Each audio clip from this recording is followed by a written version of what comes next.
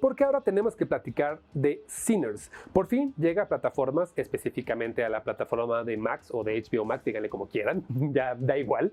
Llega esta cinta que en su momento no pude ver en pantalla grande porque fue exactamente en la semana en la que me operé de la vista. No sé si recuerdan que antes usaba lentes y ahora no. Bueno, fue en esa semana y que quise aprovechar que ahora recién llegó a streaming la semana pasada para hablar de ella. Antes de platicar, quiero decirles que me arrepiento muchísimo de no haber visto esto en pantalla grande, porque sin duda es una de mis cintas favoritas del año. Una película que mezcla géneros como muy dispares y aparte tramas y cosas muy dispares como vampiros, el blues, momentos sociales y hasta un poco de raciales, también lo aborda. Y también habla sobre la historia, no tal cual, pero como que recuerda o hace el símil a la historia de Robert Johnson, este guitarrista que vendió su alma, en la historia del Crossroad, que vendió su alma al diablo, supuestamente, y que, por cierto, murió a los 27 años, que es una historia muy interesante. Si no la conocen, por favor, antes de ver esta cinta, denle una googleada, nada más para que tengan esa pincelada en la cabeza de lo que puede tratar la cinta, que habla de todo esto. O sea, si les estoy diciendo esto, parecería como que son muchas cosas al mismo tiempo, y sí, pero aquí lo hacen bastante bien. Esta cinta está dirigida y escrita por Ryan Coogler, que es el director de Creed, de la 1, de Creed, y también de Black Panther Wakanda Forever.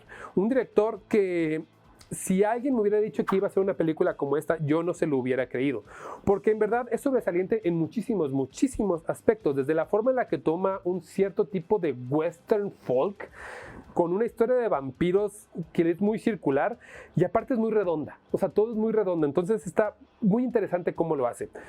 Pero cuidado, tengan muchísimo cuidado, porque si la van a ver pensando que van a presenciar una historia de vampiros tal cual, así como tal cual, no lo es. Esto es más como lo que hizo Pablo Larraín cuando hizo la cinta de El Conde, cuando hizo esta cosa de hacer como el símil de si Pinochet siguiera vivo porque fuera vampiro, más o menos es por ahí. Pero acá, en Estados Unidos, en 1932, con completamente otra forma. Con todo esto dicho, vámonos con una sinopsis de esta interesantísima cinta. Stack y Smoke son dos gemelos que regresan a Mississippi luego de una travesía en Chicago y buscarán abrir una cantina de blues en su pueblo, pero descubrirán que ya nada es igual y deberán luchar en contra de seres que buscan adueñarse de sus almas. Me gustaría decirles muchísimo más, pero ahí sí, cualquier cosa sería spoiler. Tal vez lo único que faltó agregar en esta sinopsis es que todo está englobado con un ambiente muy de blues. Ryan Coogler busca hacer, o congenia más bien, una historia que habla sobre la segregación racial, sobre el KKK, sobre vampiros y blues, ya dijimos eso muchas veces, y que avanza en una época, en 1932, hasta una forma casi moderna. O sea, la historia no es que avance en toda la trama, pero una forma de pequeño epílogo que tiene la historia sí nos hace llegar a tiempos modernos. No quisiera decir qué sucede, pero sí. Aquí quirúrgicamente todo funciona muy bien. Es como si mezclaran un poquito la película de Django con Del crepúsculo al amanecer. Algo así, más o menos. Los actos se ven bien definidos, están muy bien definidos. Solo el primero, tal vez, como sientan las bases, es un poco extenso, pero nunca se clava en los conceptos. ¿A qué me refiero? A que nunca habla tal cual del racismo, o sea, no se clava en describirlo, nunca se clava a hablar del blues, a pesar de que es muy medular lo que lleva esta música en la cinta, no se centra en eso. Todo es como si quisiera pensar que el espectador, y eso se agradece, que el espectador ya conoce los conceptos y que también lo respeta, trata con respeto al espectador y no lo trata como menso. A partir de la segunda parte de la cinta, todo es un poco más frenético cuando entran estas cosas de los vampiros y respeta las reglas de los vampiros. ¿A qué me refiero? A la típica regla de que no pueden ver el sol, de que se asustan con el ajo, de que no pueden pasar a una casa o a algún lugar si no tienen el permiso de quien abre la puerta. Y el tercer acto, sobre todo la coda final y el epílogo, son encantadoramente bien hechos. Pocas veces me había quedado boquiabierto viendo un tercer acto y es increíble lo que hace aquí el guión. El guión es sumamente redondo. Las actuaciones que tenemos por aquí también están muy bien ejecutadas. Un Michael B. Jordan que lo recordamos por un montón de cosas, y que está acompañado por Haile Steinfeld, Miles Canton, Delroy Lindo y Jack O'Connell. Un Jack O'Connell que, por cierto, acabamos de ver en 28 años después, y que, wow, qué capacidad tiene para hacer papeles relativamente pequeños, pero de villanos, y que en 2-3 minutos te quedes como que, ok, si este es un villano que me encuentro en la vida real, no quiero encontrármelo jamás. Todo esto está muy bien hecho y estas actuaciones están muy bien hechas gracias a la dirección, porque cada uno da lo que tiene que dar y los papeles que hacen, sobre todo Michael B. Jordan y este niño Miles Canton, le digo niño porque está pequeño, que es su debut por ciento en el cine, son increíbles y todo ello recae gracias a la dirección. La dirección de Ryan Coogler, que lo hace muy bien. Tengo que ser completamente sincero. A mí Wakanda Forever no es una película que me guste. De hecho, es una película que me molesta bastante. Pero en Creed me agradó. A lo que voy es que con esta dirección demuestra que si hace cosas menos pop, este director sabe exactamente bien cómo dirigir y me gustaría verlo con esa libertad que le da el no estar atado a una saga, a un Marvel o a algo así. Una libertad que hace que muestre lo que sabe hacer en cine.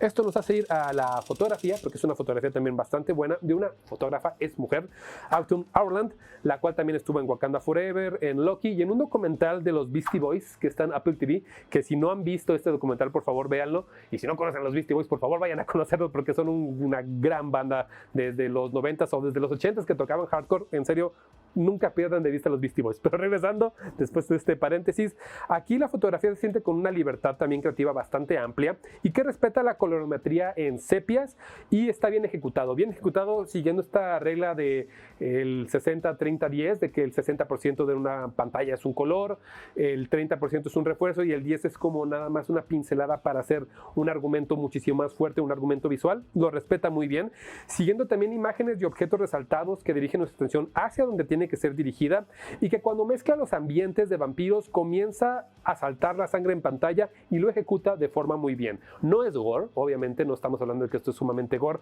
pero es con respeto y el folk o la forma en la que este Mississippi está retratado en verdad es increíble. Es un western como pocas veces se había visto. La música, que también es muy interesante lo que hacen aquí en la música de Ludwig Göransson, que él es el que va a estar detrás obviamente de la música de la Odisea de Nolan y que ya ha trabajado con Nolan, trabajó en Oppenheimer y Tenet y que también estuvo por ahí haciendo cosas para Venom y Wakanda Forever, lo que nos habla de un músico que sabe hacer cosas muy versátiles, además del respeto con el que trata el blues en esta película. El score nos mueve a un Mississippi de aquellos años sin ni siquiera darnos cuenta. O sea, no tiene estos anacronismos. En una parte sí tiene música muy anacrónica, cuando hay como un tipo de respeto o un tipo de homenaje a la música que hace las personas afroamericanas, desde el blues hasta lo que hacen en hip hop, DJ, guitarra eléctrica, lo que sea. Hay un poco de anacronismos,